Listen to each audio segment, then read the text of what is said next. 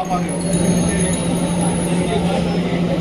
तक की कामयाबियां आपके नाम करता हूँ, अब तक की कामयाबियां आपके नाम करता हूँ और आप सब लोगों की मेहनत को झुक के राम नाम करता हूँ। हमारे इस चुनावी सभा में संत शिरोमणि महामंडलेश्वर आध्यात्मिक ज्ञान देने वाले आदरणीय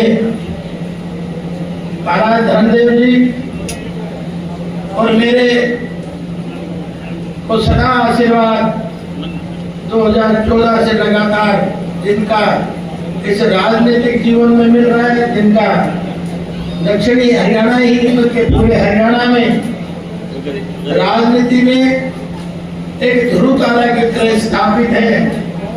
50 साल से कहते मेरे आदरणीय राव इंद्रजीत सिंह जी केंद्रीय मंत्री, हमारे जिला की अध्यक्षा मेरी छोटी बहन वंदना बोबले जी, आदरणीय दिनेश राजपाल जी, हमारे इस पंजाबी समाज को एक धागे में पिरोने वाले भाई सचिन मलिक जी और बहन पूनम जी, भाई मनीष चराया जी, बहन पूनम सतीजा जी और हमारे श्याम सुंदर चुर जी और सभी समाज के सम्मानित आदरणीय बुजुर्गों, नौजवान दोस्तों, प्यारे बच्चों, मातृशक्ति, आज तो मैं आप सब लोगों के बीच में आपका आशीर्वाद लेने आया हूं और दो शख्सियत हमारे बीच में बैठी है। एक आध्यात्मिक शक्ति है, एक राजनीतिक शक्ति है। जब दो शक्तियां भी आशीर्वाद दे रहे हो तो कोई कमी है क्या? साथ में आप सब लोग हैं। लेकिन एक बात जरूर मैं आपके बीच में कहूंगा, हमारे स्थानीय विधायक उनके पिताश्री निरंतर लगातार आपकी दी हुई शक्ति को अपने निजी हितों में इस्तेमाल किया है, निजी हितों में इस्तेमाल किया है। चाहे नहरों का पानी हो तो नहर भी अपने खेत तक, सड़क की बात हो तो उसके रिश्तेदार के, वो आजकल जो एक्सीडेंटल बाईपास बना है, और नौकरियां भी अपने दामाद को, अपने भतीजे को, अपनी बुआ को, अपने फूफे को, अपने साले को और बाकी सबको दी तो पर्ची और खर्ची से देने का काम किया है। और इंस्टीट्यूशन भी आपने ही खोले।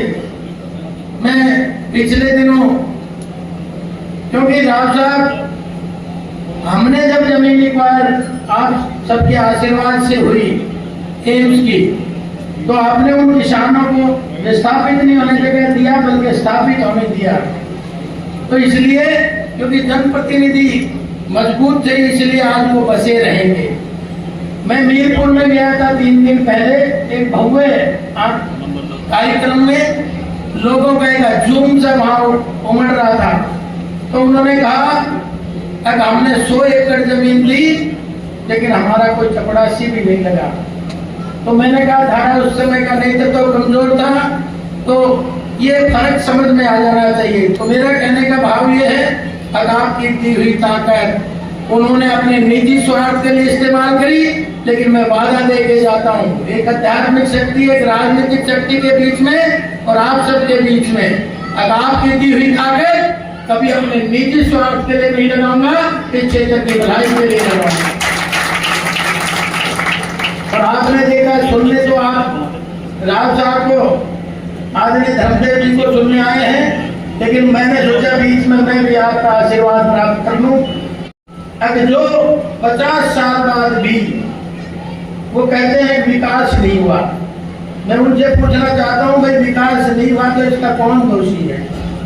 आपको 3 पीढ़ियां दे गई इस रेवाड़ी ने, खूब आशीर्वाद दिया, फिर विकास क्यों नहीं हुआ? पता नहीं जितनी हिम्मत कैसे आ जाती है बयान की भी, कौन सी चक्की का आटा खाते हैं। तो इसलिए मैं ये कहना चाह रहा हूँ। पर फिर आपने तो देखा ही है, भुगता भी है।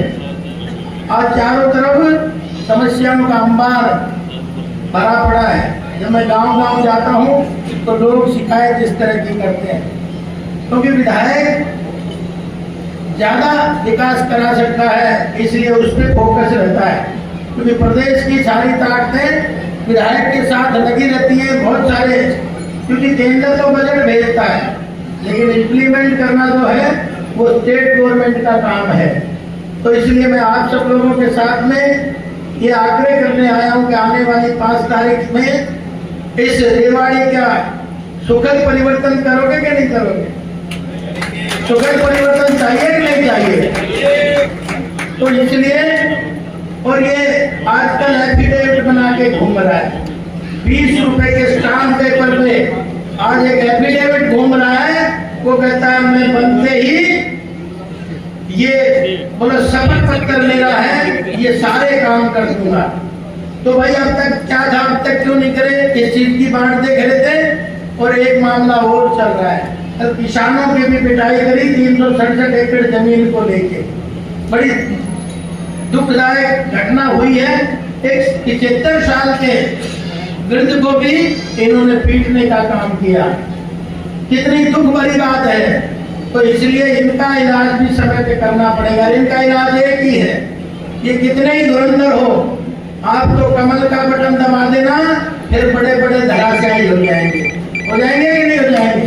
आज ये आपकी शक्ति के ऊपर कूद रहा था, लेकिन आज लोगों का परिवर्तन का मन बन चुका है। और राजा मैं किसी सभा में गीत गा रहा था, भजन गा दिए गलती, तो कहने लगे तो भजन गाता है, भजन मंडली खोल लेनी चाहिए। मैंने कहा ये तो हमारा पूजा पद्धति का हिस्सा है, भजन मंडली तो खोल ही रखी, खोल कह लेनी चाहिए। लेकिन बोले धर्म की राजनीति करते हैं। भाई कोई धर्म की राजनीति भी करता है क्या? धर्म की राजनीति करनी चाहिए कि नहीं करनी चाहिए? तो ये जो पूछ रहे कि धर्म की राजनीति करता है, तो मैंने कहा कप्तान साहब, चिरंजीव जी दोनों मिलके, आप कह रहे हो भजन गाता है, मैं तो भजन गाता हूँ, कोई दो राय नहीं है। लेकिन मैं दोनों बापू बेटों से पूछना चाहता हूँ, आप अल्लाह अकबर क्यों करते हो? आप अल्लाह ताला क्यों करते हो? जब मेवात से एक आवाज आती है, मामन खान जैसे लोग बयान देते बोले हमारी सरकार आएगी, तो बोले मेवात से एक हिंदू को खदेड़ने का काम करेंगे। शुरुआत कौन करता है? इसकी बड़ी बारीकी में आप सब लोगों को जाना पड़ेगा। और भाई जब वहां इस तरह का तनाव है, तो ये आने चाहिए इधर, अगर रोकने चाहिए। हवा पानी खराब होने देना चाहिए कि शुद्ध रखना चाहिए? मैं आप सब लोगों की ताकत के बल पे बोल रहा हूँ। तो इसलिए फिर वो दोनों एक टोपीदार जाली पहन के और मस्जिद में बैठ के बिरयानी होल्डम होल्ड खा रहे थे बापू बेटा। तो लग रहे पहले कौन खत्म करे। तो एक मेरा मित्र बोला जी ये कोई नॉर्मल बिरयानी नहीं है। तो मैंने कहा कैसी है? बोले ये हलाल की बिरयानी है। मैंने कहा भाई हलाल की तेरे को आदत है, इसलिए 50 साल तो रेवाड़ी के हलाल करे हैं। और फिर बोला जी ये नोट बांट के वोट वसूल करना चाहते हैं। फिर मैंने कहा भाई हलाल और दलाल के बीच में रेवाड़ी बेहाल है, तो इसको बेहाल से बचाओगे कि नहीं बचाओगे? तो इसलिए इन लोगों को एक, इनका शमशेर सिंह जोगी विधायक कहता है, बोले पहले तो हम अपना घर भरेंगे, फिर अपने रिश्तेदारों का घर भरेंगे, और उसके बाद सोचेंगे जनता का क्या करना है। इसी तरह से आपने देखा नीरज शर्मा भी कहता है बोले 50 वोटों पे एक नौकरी पक्की देंगे। अरे कितनी बार धूल झोंकोगे लोगों के आंखों में? कोई दे सकता है क्या 50 वोट पे एक नौकरी? तो वो बिना सर पैर की बात करनी चाहिए क्या? फिर ये कह रहे हैं लक्ष्मण यादव बाहर का है। मैं आपके माध्यम से कहना चाहता हूँ, कप्तान साहब भी कोसली हल्के के थे, सोमा का चौकली के, बाद में सहारनवास के थे, तो दोनों ही हल्के से बाहर गांव थे कि नहीं थे? फिर क्यों उस दिन उनको समझ में नहीं आया कि तू बाहर का क्यों चुनाव लड़ रहा था? और फिर 4 महीने पहले राज बब्बर को लेके आए थे, वो भी इसकी बुआ का छोरा था, एड्रेस था, उसके लिए वोट मांग रहा था। और फिर ये आपकी ताकत भी बाहर वाली को ही देते हैं। तो छाल बोले तो बोले, छाल नहीं बोले जिसमें 70 थे, हो सकता है ये तो भाई वाला चेहरा नहीं चाहिए भाई, हंसे उसी का खेचना। आप सब लोगों का बहुत बहुत धन्यवाद, और दोनों हस्तियों का भी धन्यवाद। देखिए आज आप देख रहे थे पंजाबी समाज में किस तरह का जोश और उत्सव था, और एक आध्यात्मिक शक्ति और राजनीतिक शक्ति के बीच में आज पंजाबी समाज ने मुझे आशीर्वाद दिया है, तो दोनों का मैं एहसान भूल नहीं सकता, पंजाबी बिरादरी का एहसान मैं भूल नहीं सकता। और आने वाले समय में इनका आशीर्वाद मुझे मिल रहा है तो मेरा भी फर्ज बनता है कि इनका समय समय पे मैं भी अपनी ताकत के साथ इनका सहयोग करूं। तो आज तो यही आपको देखने को मिलेगा। और पंजाबी समाज के साथ साथ बहुत सारे समाजों ने आज भारतीय जनता पार्टी को अपना आशीर्वाद दिया है और मुझे आशीर्वाद दिया है। तो मुझे लगता है कि इस बार ये चुनाव अलग तरह का है। इस बार लोग, रेवाड़ी के लोग बदलाव चाह रहे हैं और ये 50 साल वालों से पीछा छुटवाना चाह रहे हैं और कमल का खिलाने का मन लोगों का बन चुका है। और मैं ये समझता हूँ 20-25 हजार के आसपास भारतीय जनता पार्टी की जीत होगी। आंकड़े, हाँ बिल्कुल, बिल्कुल वही है। आप इस बार आप देखेंगे, क्योंकि जहां मैं जाता हूँ गली गली, गांव गांव, शहर शहर, लोगों में हुजूम सा, नुक्कड़ सभाएं करते हैं लेकिन वो जनसभा में परिवर्तित हो रही हैं। तो देखेंगे कितने लोगों को ये पैर पकड़ेंगे, कितने लोगों को ये द्वारा ये अपना जो जादू हर साल हर बार चलाते हैं वो कितना चल पाता है, ये देखने की बात है। कुछ नहीं, एफिडेविट क्या है, ये पब्लिक है, सब जानती है। आज एफिडेविट देने से क्या फायदा है? 5 साल इनके पास ही था, आज एफिडेविट दे रहा है। अब जब जब दीवारें खिसकने लगी हैं, जब कमर की मिट्टी खिसकने लगी है, तो ये कोई ना कोई तो रास्ता अपनाएगा ना। तो ये एफिडेविट तो पब्लिक सब जानती है। ये छोटी मोटी चीजें क्यों नहीं करी 50 साल से? ये कोई 5 साल में हो गई क्या? तो सारी समस्याएं की जड़ों के नीचे यही मिलेंगे। मैंने बता दिया अपनी सीधी सीधी बात, 25 हजार से ऊपर ऊपर की जीत होगी। आज लोग मन बना चुके हैं और कमल का इस बार खिलेगा।